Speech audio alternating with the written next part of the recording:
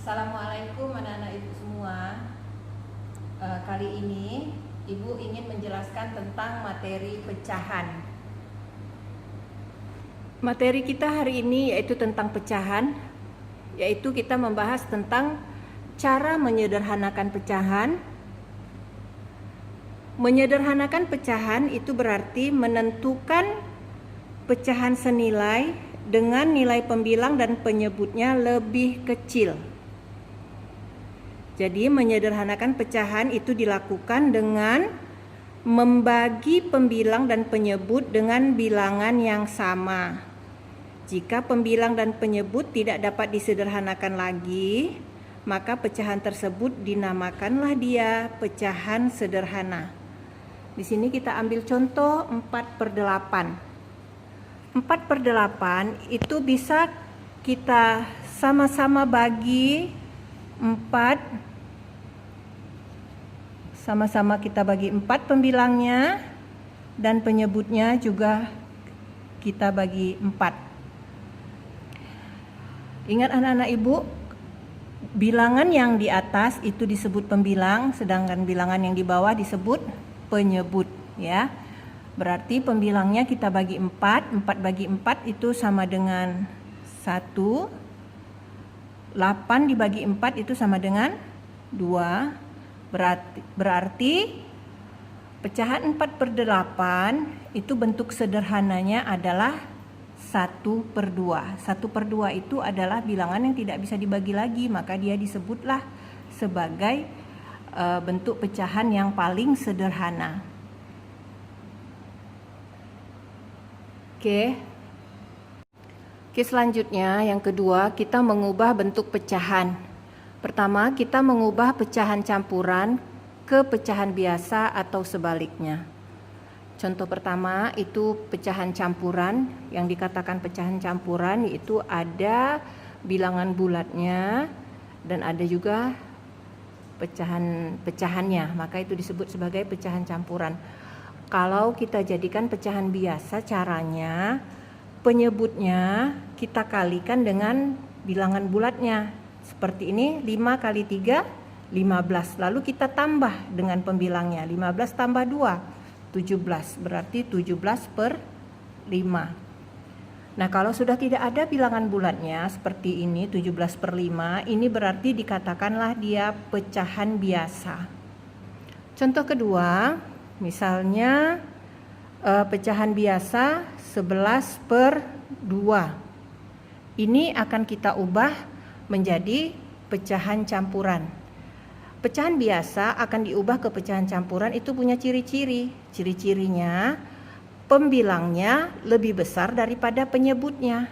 Maka pecahan tersebut kita bisa ubah menjadi bentuk pecahan campuran. Caranya pembilang kita bagi dengan penyebutnya. 11 dibagi 2. Dapatnya berapa? 11 bagi 2. Berarti 2 kali berapa mendekati 11? 2 kali 5. Berarti 5 itu merupakan bilangan bulatnya. Sisanya karena 5 kali 2 kan 10. 11 kurang 10, 1. Sisanya 1. Satunya itu sebagai pecahan. Sisanya kita buat sebagai pecahan. Jadi 11/2 itu pecahan campurannya adalah 5 1/2. Atau dengan cara lain kita bagi pembilang dibagi penyebut dengan jalan ke bawah. 11 dibagi 2. 11 bagi 2 adalah 5. 5 kali 2 itu sama dengan 10. 11 kurang 10 itu 1. Berarti 5 ini adalah bilangan bulatnya, sisanya 1, ini sebagai pembilang.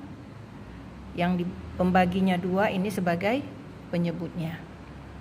Oke, jadi 11 bagi 2 itu adalah 5, sisa 1, 1/2 sebagai pecahannya. Ini sudah dikatakan sebagai pecahan campur. Kedua, kita mengubah pecahan desimal ke pecahan biasa ataupun sebaliknya. Contoh 0,4 itu pecahan desimal, kita mau ubah menjadi pecahan biasa. Ada cara atau beberapa ketentuan di sini. Kita lihat angka di belakang koma. Jika ada satu angka di belakang koma, berarti penyebutnya itu adalah 10. Jika ada 2 angka di belakang koma, berarti penyebutnya 100.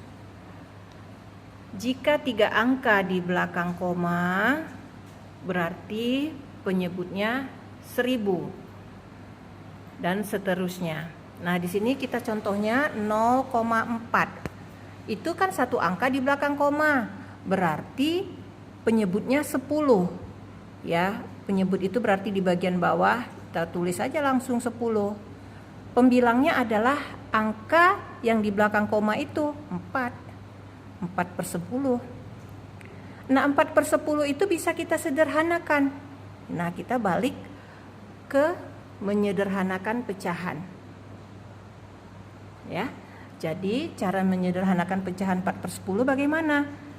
Pembilang dan penyebutnya kita bagi dengan angka yang sama sehingga pecahan tersebut menjadi pecahan yang paling sederhana. Berarti 4/10 itu bisa sama-sama kita bagi dengan 2. Ya, 4 kita bagi 2, 10 juga kita bagi 2. 4 bagi 2 adalah 2. 10 bagi 2 adalah 5. Berarti 4/10 kita sederhanakan jadi 2/5. Maka 0,4 pecahan desimalnya kita ubah menjadi pecahan biasa menjadi 2/5. Contoh berikutnya 0,48. Kita lihat angka di belakang komanya ada 2 angka, berarti penyebutnya adalah 100, sedangkan pembilangnya adalah angka yang di belakang koma 48. 48/100 ini bisa kita sederhanakan. Kita bisa sama-sama dibagi dengan 4. Ya. Nah, kenapa 4?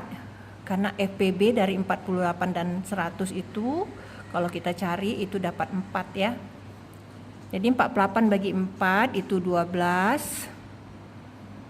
Sedangkan 100 bagi 4 itu adalah 25. Berarti bentuk desimal 0,48 kita kita jadikan dia ke bentuk pecahan biasa menjadi 12/25.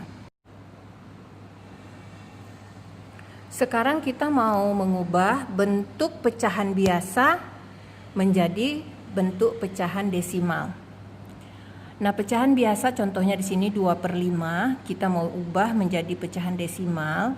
Caranya penyebut dari pecahan tersebut kita ubah menjadi penyebutnya 10,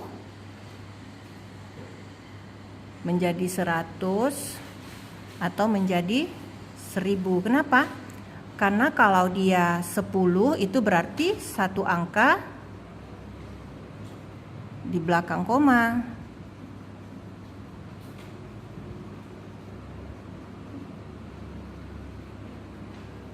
Ya, kalau dia 100 berarti angka di belakangnya komanya 2.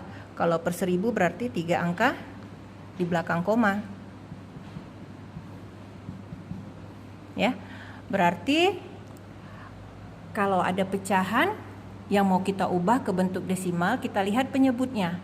Kita mau jadikan dia 10 kah? Pecahan 2/5 kita mau ubah menjadi pecahan desimal, berarti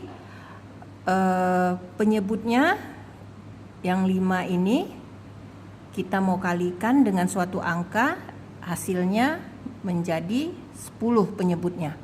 Berarti 5 kali berapa? Sama dengan 10, berarti 5 kali 2. Berarti pembilangnya juga dikali 2. 2 kali 2, 4. 4/10. Kalau dia sudah ke per 10 penyebutnya, berarti bisa kita robah menjadi bentuk desimal 0, kita ambil angka pembilangnya 4, maka dialah menjadi angka yang di belakang komanya. 1 angka di belakang koma itu berarti per 10. Per 10 berarti menjadi bentuk desimal 0,4. 4/10 berarti 0,4 bentuk desimalnya. Selanjutnya kita mau mengubah bentuk persen ke pecahan biasa atau sebaliknya. Bentuk persen ditandai dengan adanya tanda persen. Nah, ini 0 per 0 kita baca persen.